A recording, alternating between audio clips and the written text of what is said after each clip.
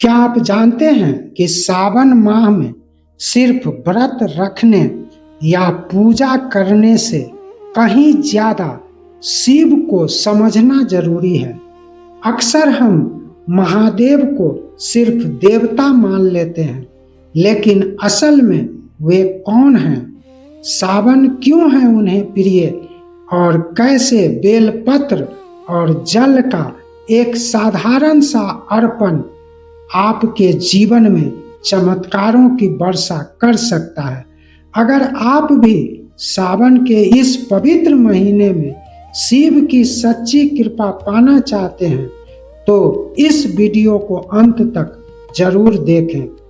नमस्कार दोस्तों, मैं हूं एनपी सुशील और आपका हार्दिक स्वागत है चैनल नागा साधना में। चलिए सबसे पहले जानते हैं भोलेनाथ कौन है। सनातन धर्म में भगवान शिव को देवों के देव महादेव कहा गया है। वे सृष्टि के संहारक और रक्षक दोनों हैं। शिव यानी कल्याण, एक ऐसे ईश्वर जो बैरागी भी हैं और गृहस्थ भी। उनका न आदि है न अंत। वे ज्योतिर्पुंज के रूप में प्रकट हुए थे जिसका आदि अंत नहीं होता है। वे इस ब्रह्मांड की चेतना है। वे कैलाश के वासी हैं जो अपने भक्तों के सरलता और उनके भावों से प्रसन्न होते हैं और दिखावे से दूर भागते हैं। अब बात करते हैं सावन की। आखिर सावन शिव जी का इतना प्रिय महीना क्यों है?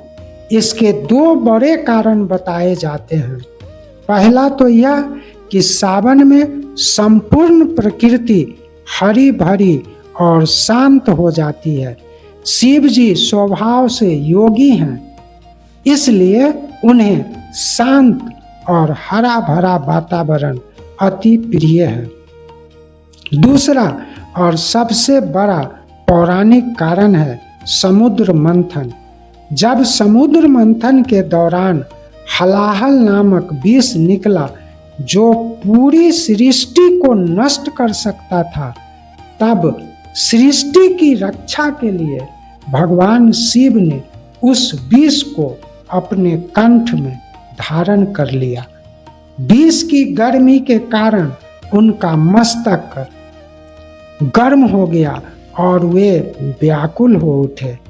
तब सभी देवी देवताओं ने उन्हें ठंडक पहुंचाने के लिए उनके मस्तक पर गंगा जी के शीतल जल लगातार अर्पित करते रहे और शीतलता लगातार कायम रहे। इसलिए बेल के पत्तों से उनके मस्तक को ढक कर रखा गया, क्योंकि बेल पत्र का सातिर शीतल होता है। विष्णु पुराण के अनुसार समुद्र मंथन सावन के माह में हुआ था।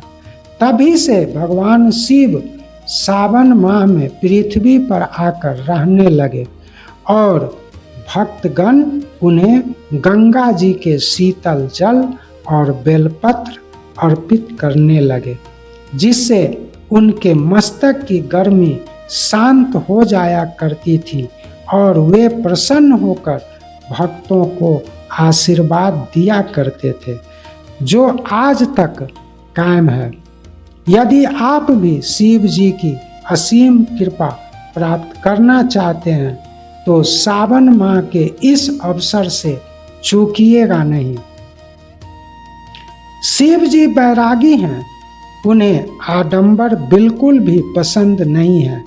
भोलेनाथ अपने सच्चे भक्त के द्वारा अर्पित एक लोटा जल और बेलपत्र के चढ़ावे से ही प्रसन्न हो जाते हैं। उन्हें किसी अन्य चढ़ावे की कोई आवश्यकता नहीं है।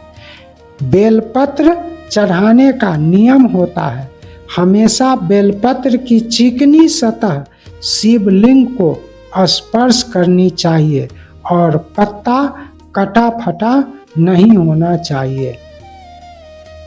अगर आप इस सावन शिव कृपा पाने के अभिलाषी हैं तो करें ये सरल उपाय। इसके अलावे किसी कठिन तपस्या की कोई जरूरत नहीं है।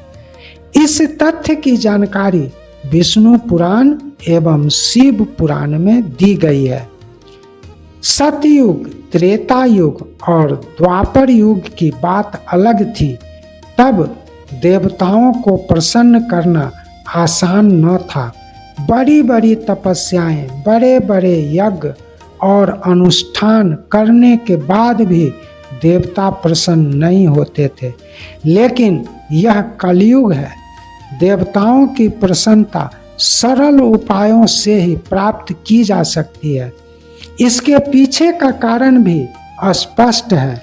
जहाँ सतयुग, त्रेता युग और द्वापर युग में धर्म के मार्ग पर चलने वालों की संख्या बहुतायत होती थी और अधर्म के मार्ग पर चलने वाले बहुत कम, वहीं कलयुग में परिस्थिति बिल्कुल उल्टी हो चुकी है।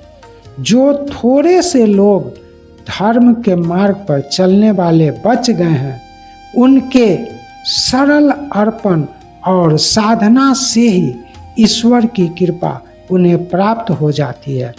इसलिए कलयुग में महादेव को खुश करना बिल्कुल आसान है। आइए जानते हैं महादेव को खुश करने के कुछ सरल उपाय। पहला, सरल व निर्मल स्वभाव। कलयुग को नकारात्मकता, निगेटिविटी की फैक्ट्री कहा गया है।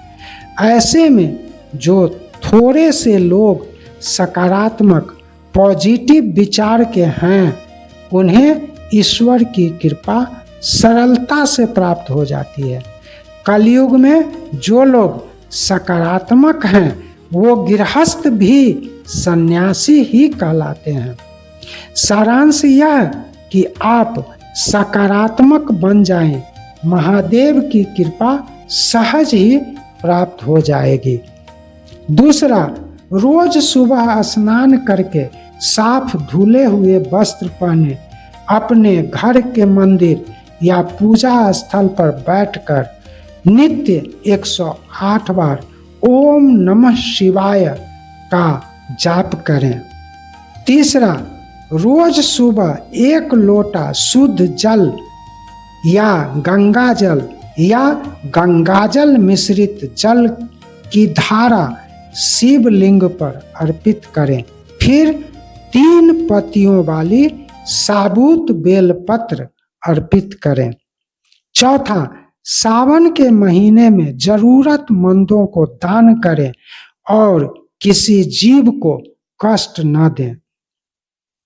दोस्तों, भोलेनाथ का अपने भक्तों के लिए एक बहुत सीधा संदेश है।